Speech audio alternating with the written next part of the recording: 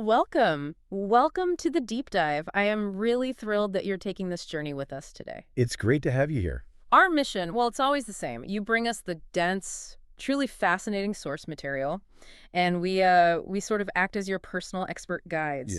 We cut through the noise, find those surprising insights, the philosophical gold nuggets. And hopefully, quickly, efficiently, and maybe even get a laugh or two along the way.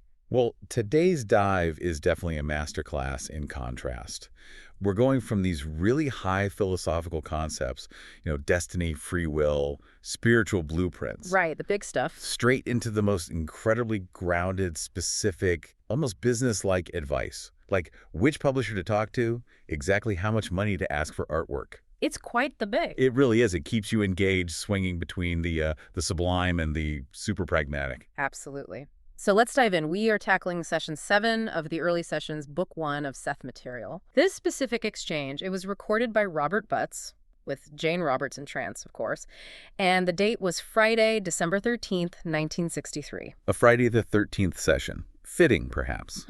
Maybe. Now, the setup for this one is pretty remarkable. It tells you a lot about the momentum they already had.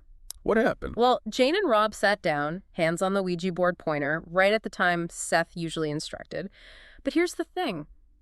They didn't ask any questions to start it off. No kickoff question. None. And yet the communication just began. Instantly, Seth just showed up. Wow. So it wasn't like an interview anymore. It was more like a scheduled transmission. Exactly. The contact had become that reliable, the energy so focused, just sitting down, concentrating. Yeah. That was enough to open the channel. It really highlights how strong their connection was becoming, even at this early stage. Definitely. Okay, before we get deeper into the session itself, we do need to state for the record, this deep dive is being distributed completely free of charge. Yep. Across all major platforms. And it's purely for educational purposes, so everyone can access this kind of analysis. Oh, naturally, we have to give huge credit where it's due. To the Seth material itself and the publisher New Awareness Network. Oh, absolutely. These sessions are just foundational texts in modern consciousness studies. Essential stuff. They really are.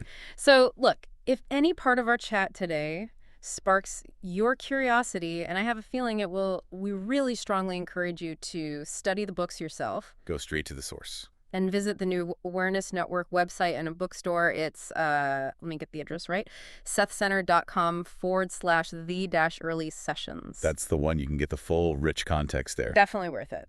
Okay, now let's kick off with something I think everyone experiences. That kind of chilling familiarity, that instant recognition. Let's start with this really relatable mystery. That feeling of instant recognition.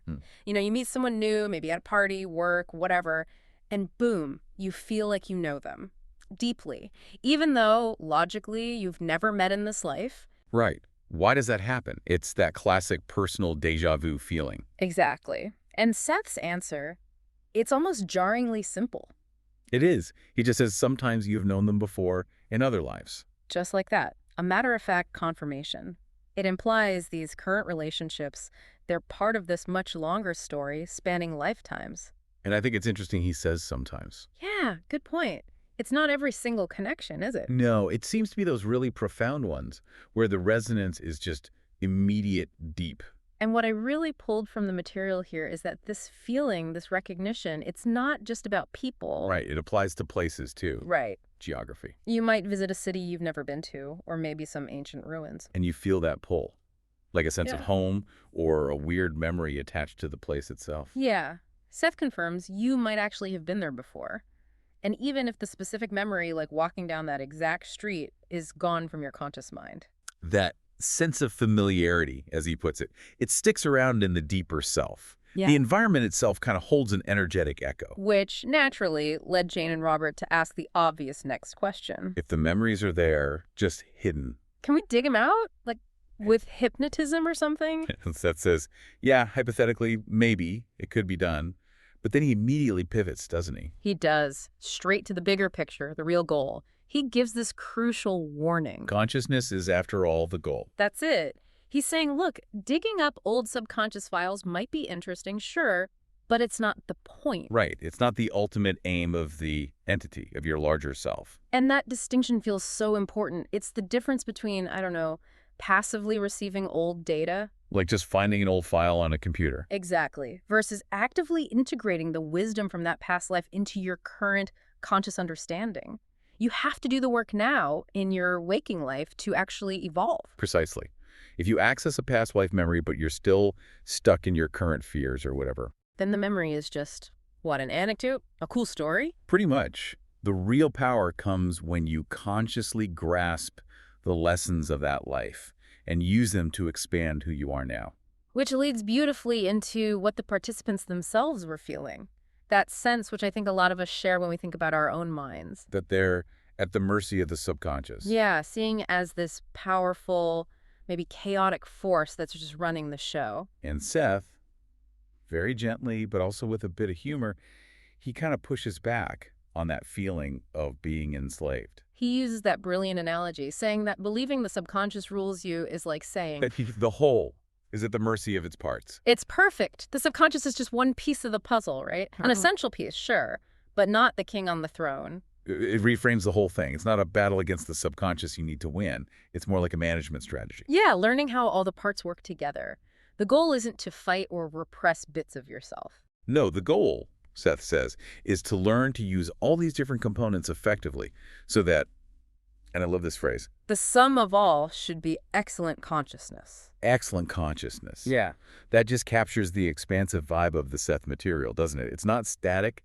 It's not just good consciousness. It's active, growing, always gaining, never losing, always aiming for more awareness. And he really stresses that individual consciousness is all important. It's the thing that gathers up all the experiences from earthly life. Which sets us up perfectly for the next big philosophical bombshell he drops on them, the spiritual blueprint. Okay, so shifting from consciousness in general, the conversation then took this very specific, very personal turn. It dove into these profound ideas governing Jane and Robert's lives specifically. Yeah, introducing the concept of the spiritual master plan, or like you said, the cosmic blueprint. Which is where we finally get a deeper understanding of those names Seth uses for their inner selves. Joseph for Robert and Ruburt for Jane. Right. Seth explains they were names from past lives, yes, but their meaning goes way beyond just history. They represent the high points of their larger entities, the peaks. Seth uses this wonderfully evocative language here. He describes them as, what was it, images in the mental genes. Blueprints for your spirits to follow. Think of them less as just past lives and more like the culmination of successful lifetimes for that entity. Like the peak performance version. Exactly. The idealized spiritual structure, the sort of finished project that the current personality, Jane or Robert, is meant to grow towards. And here's the paradox that really makes you pause and think. Seth says that while they're currently Jane and Robert, struggling, evolving, And in another sense, they are already Joseph and Ruburt. since the blueprint exists. So you're simultaneously the construction worker building the house and the finished architectural diagram at the same time. Which means your potential isn't something you earn down the line. It's fully present right now. The highest version of you is already sort of encoded. And Seth is clear, this isn't just about Jane and Robert, is it? No, not at all. He says everyone, every entity has this kind of master plan or the entity's own outline. An outline that the individual self then tries to follow through each lifetime. It's like a self-created challenge. Which inevitably slams us right into the biggest philosophical question this raises. Oh, yeah. If this blueprint, this master plan, already exists and defines the high point, how can we possibly have real free will? Isn't it just predestination wearing a different hat? Exactly. And this, for me, this is the moment that justifies the entire session. Seth offers what I think is one of the most elegant, concise answers to the whole free will versus predestination debate you'll ever hear. He tackles it head on. He asks them, how? How could it interfere? And then he drops the bombshell. You made the blueprint yourself. And your various incarnated selves are not consciously aware of the blueprint. They have free will. You gave it to them. Boom. You gave yourself free will. That's the challenge. Wow. That just completely shifts everything, doesn't it? The responsibility, the authority. Totally. You're not a puppet following someone else's script. You're the architect who wrote the script for your current character. The entity, your greater self, designed the overall project, set the goals. And then chose to give the physical personality total, genuine free will within those parameters. The irony is just Amazing. The freedom to choose is the challenge the self gives to the self. Right. The physical you struggles with free will precisely because your own higher self granted it to you. But the higher self's design is hidden to make the growth real, make it authentic. The entity knows the best path, maybe, but the incarnated self has to find its own way there using conscious, free choices. Makes life less about obedience, much more about discovering this internal self-imposed challenge. Definitely. The session then touches briefly on Jane's question about Rupert's gender. Yeah, Seth states pretty clearly that entities aren't male or female in our earthly understanding. But he defines Rupert's current focus. Male now learning gentleness. Which isn't about Jane's current gender identity, right? It's about the specific lesson that spiritual aspect Ruburt is working on in this particular lifetime. Interesting distinction. Okay, so after all this high philosophy, Robert mentions this fascinating visual he had. The sailboat. Yeah, a sailboat on sparkling blue water, beautiful brown sails. He saw it after seeing an image of Ruburt on a path. And Seth interprets that vision directly, tying it right back into the blueprint idea. He says the sailboat was a Joan. So boat-like vehicle carrying you to Joseph as it once carried you away? So it's symbolic of the spiritual journey itself. The transport mechanism moving the current self Ruburt towards the higher self Joseph. The boat first carried them away into physical life. And now it carries them back towards integration. That powerful symmetry. It really is. The idea that the same thing facilitates both separation and reunion. Wow.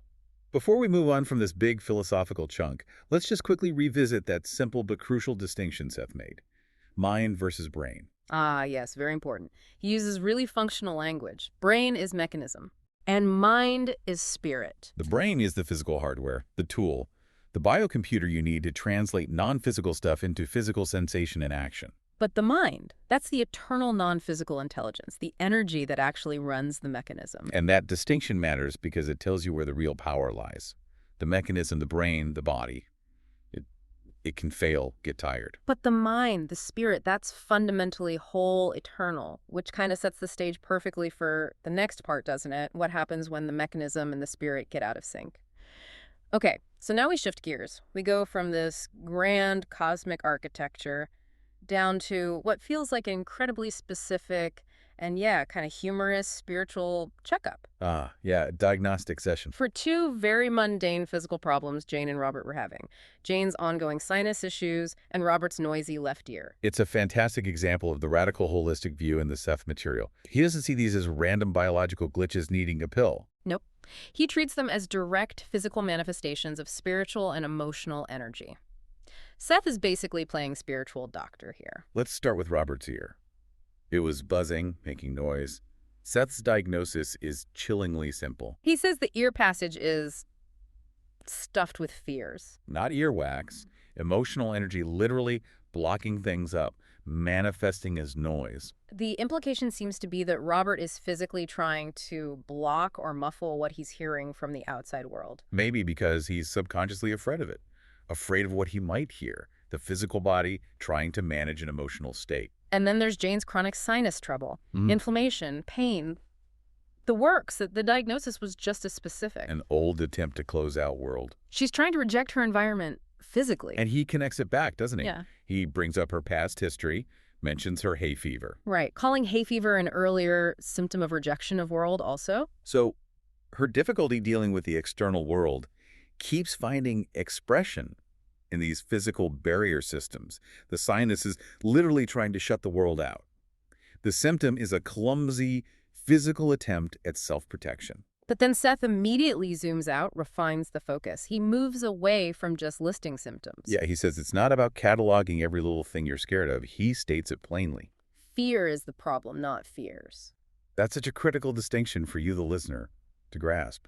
The issue isn't the spider or the public speaking gig. It's the underlying state, that generalized anxiety, that lack of trust in reality itself. Exactly. And that pervasive fear state then uses whatever channel is available, the ear, the sinuses, maybe your digestion, to physically show itself. Which leads him to this broader, really foundational definition of illness itself. It's definitely challenging to conventional medical thinking. He says illness is a result of partial failure to materialize spirit faithfully. Okay, let's unpack that. Materialize spirit faithfully. What does that even mean? It implies that the body's core job is to be a perfect, accurate reflection of your spiritual intention, your spiritual will. So when the spirit gets distracted, maybe tired or overwhelmed by that core fear. It loses its focus. It loses its directive energy. And when you lose that higher focus, Seth says, you lose control of matter. The mechanism, the body, the brain, stops listening properly to the higher direction. So the symptoms are basically evidence that the mechanism is running a bit wild, or it's falling prey to those negative fear energies that the spirit didn't manage to counteract. It's a compelling model because it puts the power back with the individual, doesn't it? Your illness isn't just bad luck. Right, it's feedback. It's showing you where there's a spiritual misalignment. So when they ask, okay, what can we do about this stuff now? Seth's answer is wonderfully encouraging. He tells them simply, you are doing something. Just by having the session, just by bringing conscious awareness to these issues, by working to expand their understanding. The process of conscious exploration itself is the medicine. It's the antidote to the spiritual fatigue that lets the mechanism go haywire. All right, now we get to one of the most unique and frankly entertaining parts of these early sessions. Oh yeah, this is where it gets really specific. Seth delivers these highly detailed, checkable, and often startlingly accurate predictions about Jane's writing career and Robert's art sales. It honestly feels less like a spiritual reading and more like a, personalized business forecast meeting. Exactly. It really grounds the whole thing. We were just talking cosmic blueprints, and now we're talking contract negotiations. It kind of proves that this transcendent entity is perfectly capable of navigating the very mundane business world of 1963. So they start by asking about Jane's writing. They ask about her book of poetry. Seth confirms it will get a 1964 contract. Simple, clear, near future. Then they move to her novel manuscript, Enemies and Beloved Ones, which was currently with a big publisher, Continental. And Continental is undecided now, but Seth's analysis of why they're undecided is just hilarious and so human. He says it's basically down to the publisher's habit of indecision, not having much to do with the book itself. The book's fine. The company's just timid. Classic corporate inertia. But here comes the first really clear, actionable prediction. Seth states the final answer from Continental will be no. And it will come between now and January, super specific, time-bound, and it's a negative outcome, which is often tricky for psychic stuff to nail. But he doesn't leave them hanging there. He immediately gives them the next move. Send the novel, after the rejection, to Fell. Frederick Fell, the publisher. And the predictions just keep rolling, in minute detail, about Fell. Seth says Fell will accept it in 1964. And he even narrows down the acceptance time frame, March or May, for the letter. Plus, he promises good royalty and a few good reviews from well-known critics. This isn't just vague encouragement. No way. It's timeline, publisher, outcome quality. It's like an investor's prospectus for her spiritual career. Then they drill down even further. Another book Jane wrote, To Hear a Dolphin. It was already out there being considered. And they ask about the money. Always the big question in publishing. And Seth gives precise figures. Total pay for Dolphin, $2,000. And the advance payment? $1,000. These were significant, very specific amounts back in 1963. And he even factors in real-world hiccups. When they ask about timing for the advance, he predicts spring delivery, explicitly citing delays. The fact that he anticipates standard publishing lag time in this spiritual transmission is just kind of amazing. It really is. Now, the shift to Robert's art career gives us the perfect blend of comedy and philosophy. Rob asks if he'll sell the piece he's working on right now. Seth's answer, immediate yes. And adds, first place, direct confirmation. And the practical advice keeps coming. Send the cover drawing to Ace and also to Fawcett, identifying specific markets. But this leads to maybe the best moment of the whole deep dive, the financial staking point. Seth predicts Ace will pay $300 for the cover. Now, Robert, who's a struggling artist, acutely aware of what he usually gets paid, he immediately questions the source with genuine doubt. You can almost hear it in the transcript. Is that correct? That sounds much too high. I love that moment. The artist's reality just crashing against the spiritual forecast. He's so grounded, he literally can't believe the good news, almost afraid to hope for that rate. And Seth's response. Perfect blend of confirmation and teaching. Yeah. First, affirm. Yes, confirming the $300. But then he follows up with the lesson Robert needs to hear. Perfection is good, but so is faith. Boom.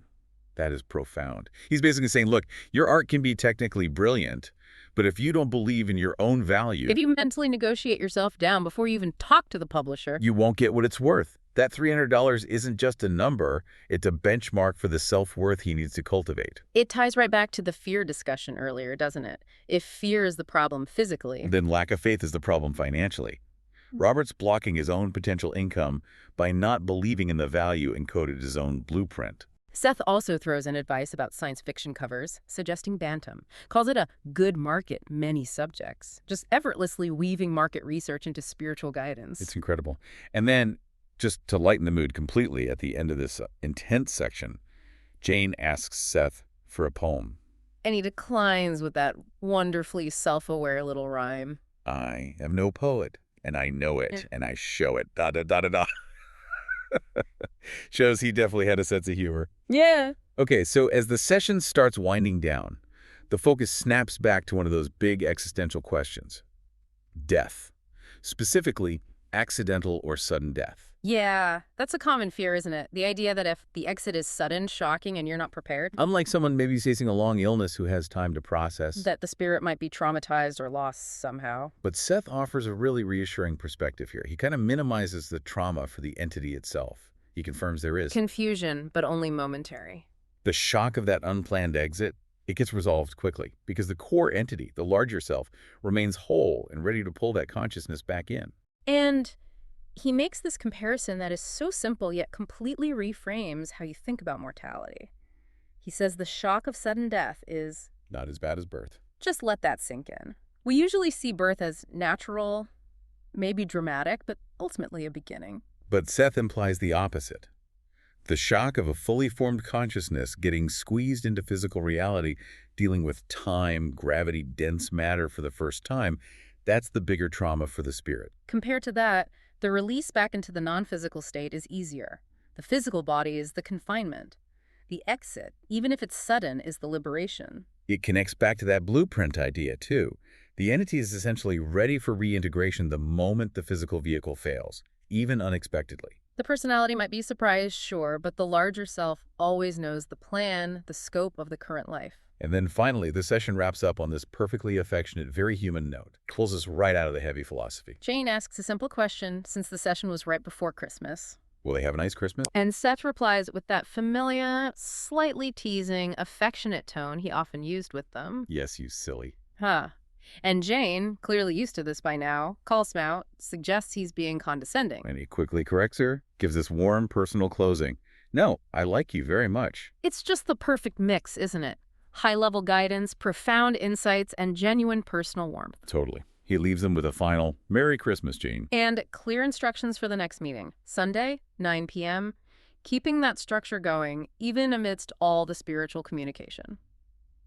Okay, let's wrap up this deep dive into Session 7. Wow, we covered a huge amount of ground, didn't we? From the most sublime concepts down to specific publishing deals. We really did. I think the key takeaways for you, the listener, really center around 3 powerful ideas that came through. Go for it. What stands out most? First, that chilling familiarity, that feeling of instant recognition with people or places, it's not random. Seth gives it a spiritual basis rooted in the long history of your entity across many lives. It reinforces that our lives aren't just isolated events, but part of this continuous story. Exactly. Second, and maybe the most impactful insight for me, is that whole mechanism of the spiritual blueprint. Ah, yes, the free will resolution. Right, it solves that old predestination versus free will problem by saying you wrote the outline. Your entity did. The free will you wrestle with every day. That's the gift and the challenge your greater self gave you. Takes the pressure off blaming fate, puts the power back in your court. Precisely. And finally, that really practical application of the mind-body connection. The stark diagnoses, Robert's ear stuffed with fears, Jane's sinuses trying to close out the world. Framing illness as that partial failure to materialize spirit faithfully, a loss of conscious control over matter because of spiritual fatigue or that underlying fear. It was just such a unique session, the way it balanced the cosmic perspective with that incredibly detailed business advice. Yeah, the Fell Publishing predictions, the $300 art payment forecast, it grounds the transcendent knowledge in things you could actually check in the real world. Right. Which brings us neatly to our final provocative thought for you to chew on.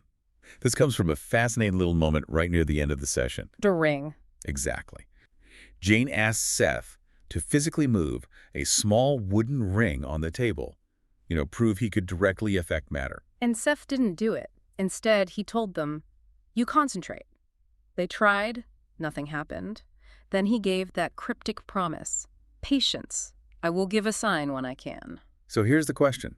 If consciousness is the goal, and if we made our own blueprints and gave ourselves free will, Is Seth's message there that the ability to interact with matter, whether it's moving a ring, manifesting money, or healing your sinuses, isn't something an outside entity does for you? but something we have to develop the ability to do ourselves? Is the power just waiting for us to achieve that excellent consciousness and learn how to focus it? Are we just waiting for ourselves? That definitely gives you something to think about. It challenges the whole idea of seeking external fixes, doesn't it? Puts all the power and the responsibility right back on the individual's awareness.